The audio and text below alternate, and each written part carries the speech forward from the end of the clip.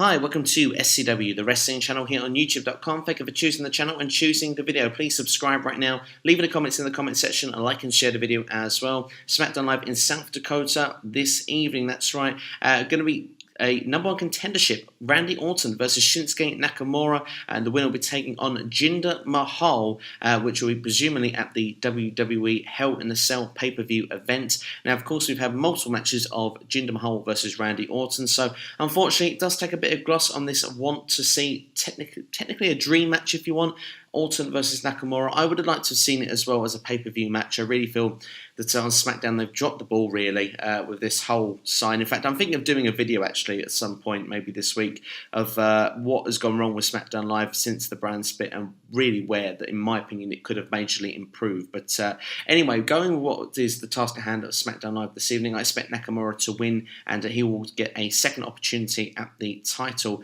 against Jinder Mahal in the future. As well as this, Natalya takes on Carmella tonight on SmackDown Live. I don't expect any cash in here at any point, but it'd be interesting to see those two face off against each other.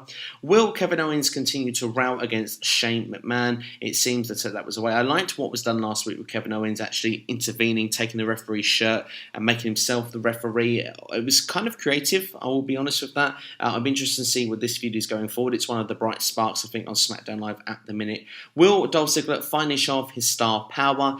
I'm expecting not, although I've heard the rumours that the only reason he's been brought back is to have a feud with Bobby Roode, so I don't expect much to happen here. Rumours are suggesting he even could be released when his contract ends in October, so this could be the final hurrah for Dolph Ziggler as a WWE performer. And of course, last but certainly not least, Corey Graves is to take over as the SmackDown Live commentator. JBL no longer going to be on SmackDown Live, so it's the first time I get to mention this on my YouTube channel. I think personally there is an opportunity here that you look at and say, with the Marlon Ronaldo stuff, that maybe enough time has passed now so that JBL can just calmly leave. Is there anything to do with that? I'm not so sure. But as Corey Graves has been the option as the guy to do it, he's the best coloured commentator. It's good to see him back with Byron Saxton. Personally, for me, I think that this could be a potential long-term movement where Graves could be the SmackDown commentator and someone may eventually take his spot on Raw. But in the meantime, Corey Graves will be on both. And like I say, he's the best guy they've got in WWE. So I prefer to listen to him to both shows and say David Otunga or somebody like this.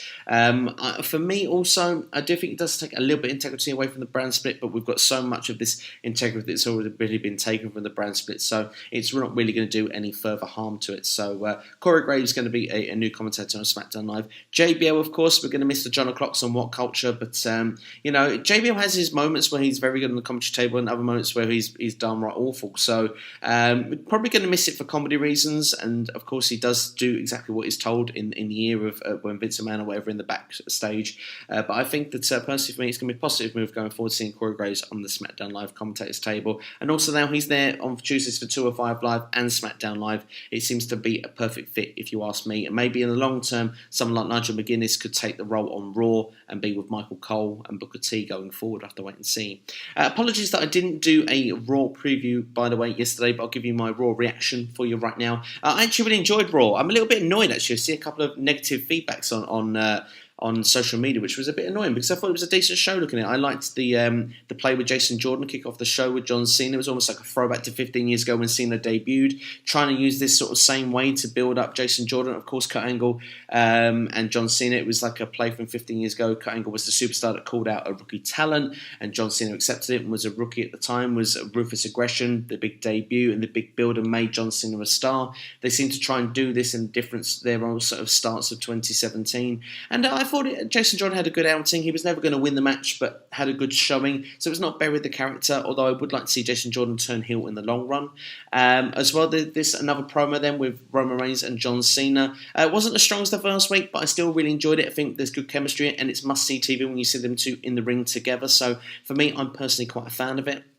The IC title match I thought was quite strong with The Miz and Jeff Hardy. Really liked that. I liked the concept of the women's title as well, how they addressed that, how originally it was just going to be the simple rematch. Now we see Nia Jax and Emma. We almost had like a wild card tag team match, Alexa Bliss and Sasha Banks against Nia Jax and Emma. If Nia Jax and Emma won, then they got themselves and made it a fatal four-way into No Mercy, which they also did, which I thought was very good booking. It makes the match seem quite fresh going in. I'm more invested in seeing it as a fatal four-way than seeing Sasha and Alexa Bliss again, although I do think ultimately that is what's going to be the ultimate match between them two.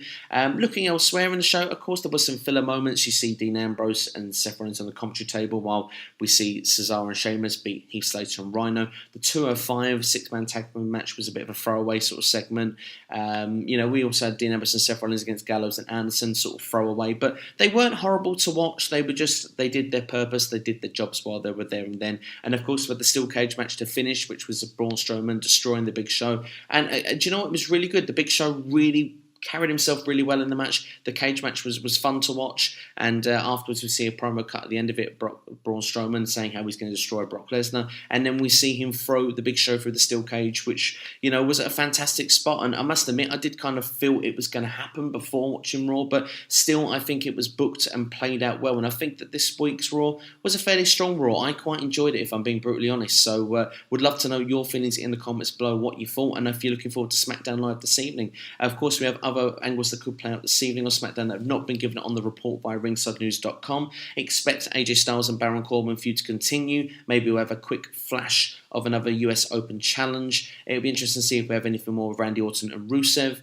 Maybe we might play that self into that sort of the number one contenders match. Maybe we see Rusev take out Randy Orton, which maybe ultimately leads to Nakamura and Mahal continuing their feud going forward. So it should be an interesting SmackDown Live. I'm hoping with SmackDown this week that it will be an improvement to last week. I personally didn't enjoy the show last week. For me, there was too many segments, if I'm being brutally honest, and everything was done so quickly. I mean, Ty Dillinger was beaten in about less than 2 minutes against AJ Styles. Very bad show when you look at that. I think that you need superstars on SmackDown. They have almost an advantage on SmackDown. They don't have to be on every week, where Raw is a 3-hour show and you have to throw all the talent on. On SmackDown, they can almost build it like they do an NXT show, and I think they could make, especially when they've got so many weeks to build these programs, they don't have to have matches that last 2 minutes long. They can have 4 or 5 strong matches and then build the feuds that they want on that particular time. And that worked really well this time last year, and I think that they should go back to doing that personally to make a stronger SmackDown brand. But that's everything for this particular video anyway, of the SmackDown preview. Also a Raw recap for you there as well, my Raw reaction. Let me know your feelings in the comments below right now. Subscribe to the channel. This is SCW, the wrestling channel, here on YouTube.com. Take care, and I'll see you next time. Enjoy SmackDown Live this evening.